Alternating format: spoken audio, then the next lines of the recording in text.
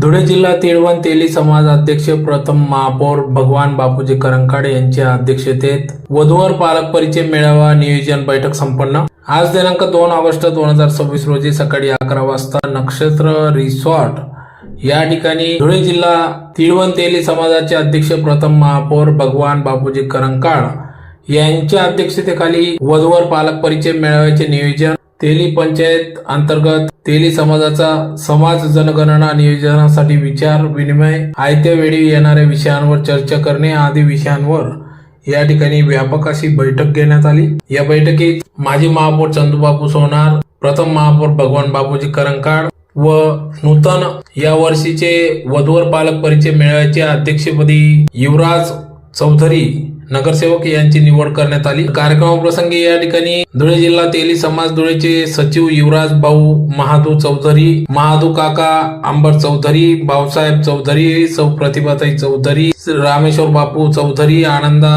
करंकाड, निरंजन करंकाड, रामभाऊ चौधरी, चंद्रकांत बागुल, राजेंद्र चौधरी, निलेश महाले, भिकन चौधरी, सौ कल्पना काकू महाले, जयश्रीताई आयरराव, सोमनताई महाले, गीताताई चौधरी आदी सर्व पदाधिकाऱ्यांच्या उपस्थितीत सदर ही बैठक घेण्यात आली। तर या प्रसंगी मोठ्या संख्येने तेली समाज बांधव, महिला, पुरुष वर्ग मोठ्या संख्येने या ठिकाणी उपस्थित होते।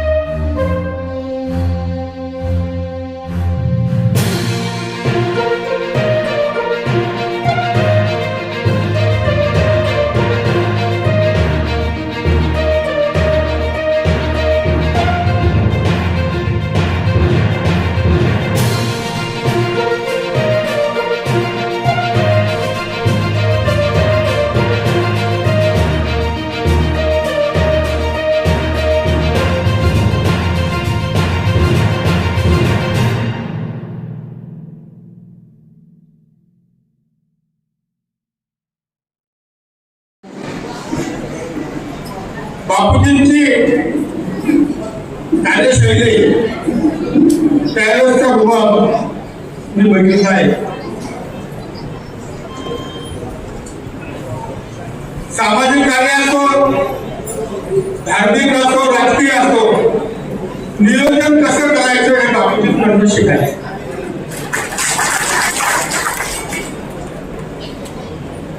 आर्थिक बापूजींनी पैशाकडे कधीही बघितलं नाही। बोलता बोलता बापूजींना पुष्कळ आमची चर्चा व्हायची की बापूजी पैशाकडे लक्ष द्या, पैशाला किंमत द्या। आम्ही बरोबर आलोय। बापूजींचा जो स्वभाव आहे प्रकारे काही लोकांना पडत नसलं, स्पष्ट बोलणारा वृत्ती हा खरा बोलतो।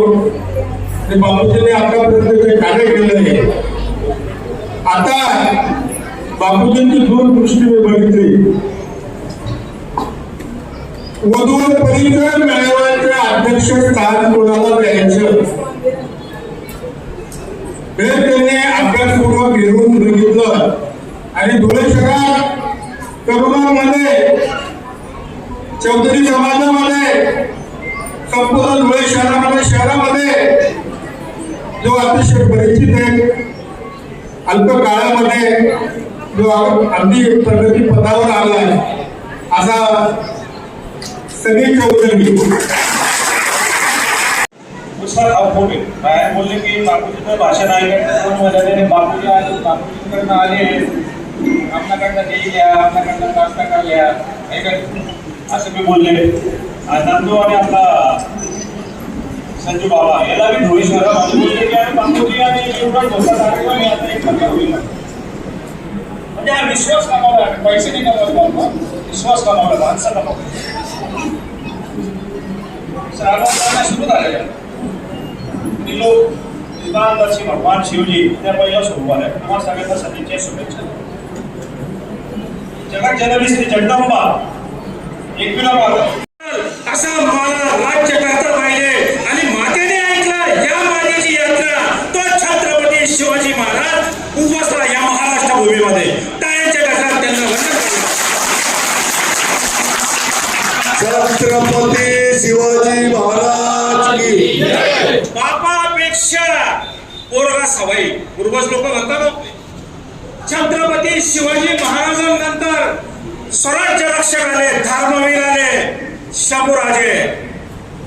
अनेक लढाया 42 लढाया जिंकले ते 42 लढाया अजय राहिले. एक भी लढाई हारले नाही. धर्मवीर संभाजीराजे. माणूस कर्तृत्वाने मोठा होतो, वयाने नाही. माणूस कर्तृत्वाने मोठा होतो, पैशाने नाही. धर्मवीर संभाजीराजे 42 वर्ष नाही, त्याच्यापेक्षा कमी वयाने 35-32 वर्ष लागले ते. 32 वर्ष लागले आणि छत्रपती शिवाजी महाराज 48 वर्ष लागले. तुम्ही आपण जर विचार केला, बापूजी तुमच्या वडिलांचं काय नाव मी सांगाल, रामभाऊ पैलवान. तुमच्या बापाचं काय नाव आहे, सोनोजी बाबा. तुमच्या बापाचं काय नाव आहे सांगता नाही. 3 पिढ्यांचं मला सांगता येणार नाही, तुम्हाला बी सांगता येणार नाही. पण छत्रपती शिवाजी महाराज यांना 400 वर्ष झाले. पण आपण सांगू शकतो की छत्रपती शिवाजी महाराजांचे आई वडील कोण होते, शहाजीराजे, जिजाऊ साहेब आणि त्यांच्या पोटी कोण आला, धर्मवीर शामूराजे. 400-500 वर्ष झाले तरी भारताच्या हृदयामध्ये, तरुणांच्या रक्तामध्ये आज जिवंत आहे ते छत्रपती शिवाजी महाराजांना मी बार वंदन करतो, बार नमन करतो. जगनाने महाराजांना वंदन करतो. जेवण केल्याशिवाय कोणी जायचं नाही. खुर्च्या मिळत नाही का तुम्हाला, उभे राहा, इकडे येत बसता का, बरं चला उभेच चालतात. भाषण सुरू करण्याच्या आधी चंदूबाबू इथं आलेले. चंदूबाबू माझे ज्येष्ठ बंधू आहे. 91 ला आम्ही सुरुवात केली. बापू शिवसेनेकडनं निवडले.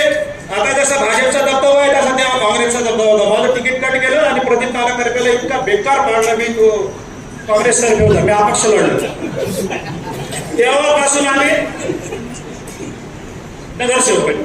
मी नगरसेवक झालो. दुसऱ्या टर्म मध्ये नगराध्यक्ष बापूंच्या आशीर्वादाने, पक्षाच्या आशीर्वादाने, शिवसेना भाजपच्या आशीर्वादाने, भाजपचा नगराध्यक्ष झालो, सेनेच्या आशीर्वादाने, सेनेचा महापौर झालो, भाजपच्या आशीर्वादाने.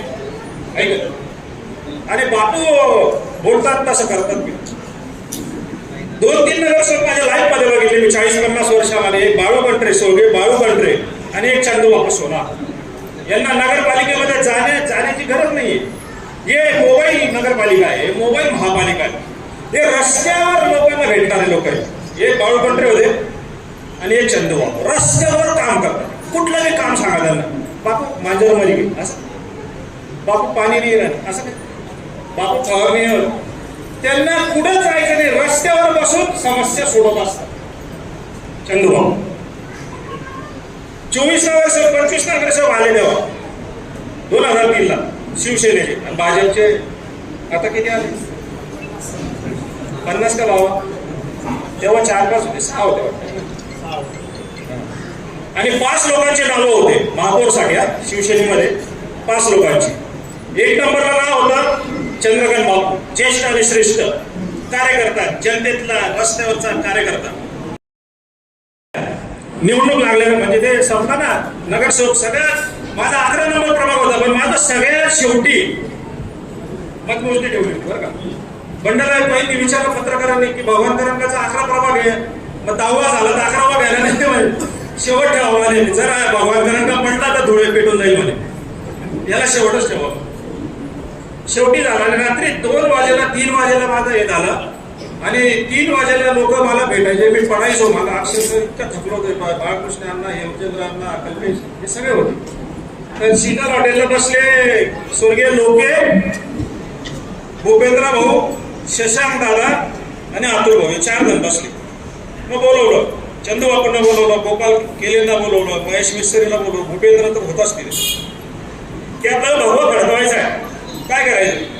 मग या 4 काय सांगितलं, जर भगवा फडकवायचा आहे, आम्ही तर इच्छुक आहे, आम्ही बी करामत करू शकतो, भगव्यापर्यंत आम्ही पोहोचू शकतो, पण खरंच भगवा फडकवायचा आहे, चमत्कार करायचा आहे, तर तुम्हाला भगवान करणकाळच लागेल. एवढं प्रामाणिक कोणी सांगू शकत नाही. म्हणजे समोर नाही, माझ्या मागे मुलाखती झाल्या, प्रत्येकाच्या 1 by 1 मुलाखती झाल्या आणि सांगून दिलं. मला 3 वाजेला बोलवलं, 3, 3:30ला ते 3 जण असे एका रूम मध्ये होते, 4 जण, आणि मला बसवलं खुर्चीवर. मला डोळे लागायचे असे. उमेदवारी दिली, वंदनी बाळासाहेब होते तेव्हा आणि उद्धव साहेब. तुम्हाला जर उमेदवारी दिली तर भगवा फडकावू शकता का? माझे डोळे लागायचे, असं पडायवं मी. भूपेंद्र भाऊ म्हणे, अरे त्यांना बोलता येत नाही, डोळे लागू राहिले, ते बोलण्याच्या स्थितीत नाहीये. नाही सोडा लागला माझ्या तोंडावर. बोला फडकावू शकता का? म्हटलं मला जर दिली, म्हणजे विश्वास ठेवला माझ्यावर पक्षाने आणि साहेबांनी, वंदनी बाळासाहेबांनी, तर मी भगवा फडकावू शकतो. म्हणे बस काय? म्हटलं ते नाही सांगू शकत, दिली तर फडकावू शकतो. आणि मतदान चालू होतं, मला उमेदवारी दिली. 23 डिसेंबरला मला लालबत्ती दिली. वाढदिवसाला गिफ्ट देतो ना आपण, मोबाईल देतो, कपडे देतो, बुटं देतो, चप्पल देतो, आहे का नाही? कोणी पार्टी देतं. पण जे मोजके लोक आहे महाराष्ट्रामध्ये ज्यांना नेतेपद मिळालं, महापौर झाले, आमदार झाले, जिल्हा परिषदचे अध्यक्ष झाले, मंत्रीपद मिळालं वाढदिवसाला कोणी वरिष्ठ नेत्यांनी, मग ते शरद पवारांचा पक्ष असो, काँग्रेस असो, भाजप असो, वंदनी बाळासाहेबांची शिवसेना असो, तर सगळ्यात भाग्यवान मी 23 डिसेंबरला बापू मला लालबत्ती साहेबांनी दिली. मर्डरमध्ये आलो होतो, मर्डरमध्ये असे बंड असा नगरसेवक इकडं, आणि बापू त्या नगरसेवकांना सांगत मतदान असं चालायचं. ते परदे टाकलेले, मतदान चालू होतं ना, तिथं परदे टाकलेले, आणि एक नगरसेवक जाऊन छप्पा मारायचा. बापू त्यांच्या कानामध्ये सांगत त्या नगरसेवकांना पागल करून टाकायचे. तो बंड यांच्यावर चिडायचा. जिल्हाधिकारी बंड, तो निवडणूक अधिकारी होता धुळे महापालिकेचा, प्रशासक पण तोच होता, निवडणूक अधिकारी पण तोच होता, कलेक्टर पण तोच होता. तो बापूंवर चिडायचा, अरे तुम्ही असं मतदारांवर काय प्रेशर आणताय का नगरसेवकांना, तुम्ही बसा दाखल. पण बापूचा एकच आहे, काय? भगवा फडकवायचा. तेली समाजाच्या वतीने, करंका परिवाराच्या वतीने तुम्हाला त्रिवार वंदन करतो. तुमचं ऋण आम्ही कधीच फेडू शकत नाही बापू. धन्यवाद. कार्यालयासाठी जागा दिली, धन्यवाद. एक अजून राजमाता होऊन गेल्या, अहिल्यादेवी होळकर राजमाता, नाव कमवलं त्यांनी. पुण्यश्लोक राजमाता. पायरी विहिरीची त्यांनी संकल्पना आणली. त्यांनी जिथं विहीर बांधले, शिवभक्त होते, पायरी विहीर. पायरीने अहिल्यापूरला जाऊन आलो, शिरपूर जाऊन अनेक ठिकाणी बघितलं. शिवभक्त होते. रामेश्वरमला बापू मी गेलो पूजा करायला, माझ्या बरोबर एक जण होतं. तेव्हा असे जवळ जाऊन दर्शन होत आहे, आता नाही होत, आता लाभून 3 लाख आले, 3 लाख इकडं, 1.5 लाख मध्ये त्याच्या मागं, मग 50,000, मग 5,000, मग एकदम लांबून दर्शन होता. आणि गर्दी खूप वाढली. तर मी मराठी बोलत होतो, तो तामिळनाडूमध्ये तो पुजारी मी माझ्याशी मराठी बोलवला. मी एकदम आश्चर्यचकित झाला, तामिळनाडूमध्ये मराठी. म्हटलं तुम्ही कसं काय बोलता मराठी, तुम्ही महाराष्ट्राचे? मग महाराष्ट्राचे. मग इकडं कसं काय आले? अरे अहिल्यादेवी होळकरांनी आमची पिढी इथं बसवली, आम्हाला करोडो रुपये ठेवले, आणि या पैशांवर तुमचं दिवाबत्ती चालेल, परिवार चालेल, आणि तुम्ही भगवान शिवची सेवा करा. या अशा धुळे जिल्ह्यातील दिवणतेली समाजाच्या वतीने 88 पासून आपण युवक मंडळाला जबाबदारी देऊन वधूवर पालक परिचय मेळावा राज्यस्तरीय करतो. 88ला सुरुवात झाली तेव्हा मी युवकचा अध्यक्ष होतो आणि समितीचा अध्यक्ष मला केलं होतं त्यावेळेच्या श्रेष्ठी लोकांनी. आता सनी भाऊ झालेले, मिलिंद शनी, अनेक लोक आहे, बाळकृष्ण अण्णा आहे, कल्पेश बापू आहे, हे सगळे लोक ज्येष्ठांच्या मार्गदर्शनाखाली राज्यस्तरीय मेळावा नोव्हेंबरमध्ये, जसं युवराज भाऊने सांगितलं ना, 29 नोव्हेंबर जळगाव आहे, तर आम्ही 15 नोव्हेंबर किंवा 22 नोव्हेंबरला हे आयोजन करणार आहे. या नियोजनासाठी जळगाव जिल्ह्याचे नेते मंडळी, चाळीसगावचे आणि नंदुरबारचे नेते मंडळी, शहाद्याचे नेते मंडळी आणि संपूर्ण धुळे जिल्ह्याचे तेली समाजाचे सर्व समाज बांधव आले होते. इतर समाजाचे बी आमचे मित्रमंडळी आले होते आणि ते नियोजनासाठी आमची जिल्ह्याची मीटिंग होती आणि समितीची निवड करायची होती. आणि ज्या दानशूर लोकांनी आम्हाला पैसे दिले त्यांचं अभिनंदन सत्कार करण्याची मीटिंग होती. धन्यवाद.